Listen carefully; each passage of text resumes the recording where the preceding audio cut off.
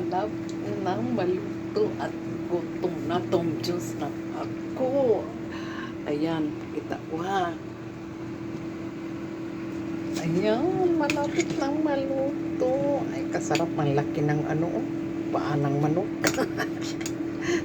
Ang laki ng tanlad. Ayan, masarap. Ang sarap na. Tom Jones na ako. At ito na lang. At saka yan. Ano ito dito to na gulay nila? Kasi yung malunggay ko, wala na. Okay, ang sarap na ito mga kananay katatay. Nagutom na talaga ako. Uy, alas 9 na. Pa ako nakakain. Ay, kabayo mo. Sorry po. Ayan.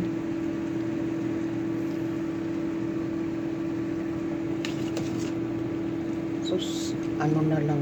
Okra na lang ito ang kulang talaga. Wala daw okra. Wala na tayong magawa.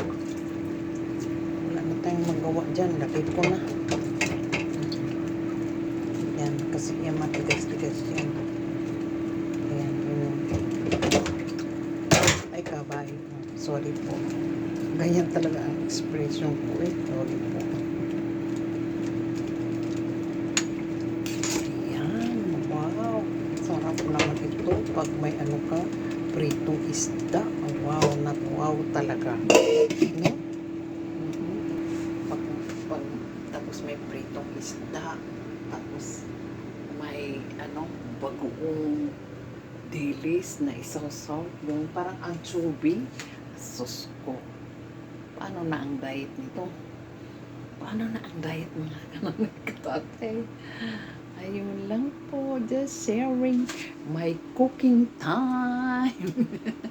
Dito sa aming maliit na kusina.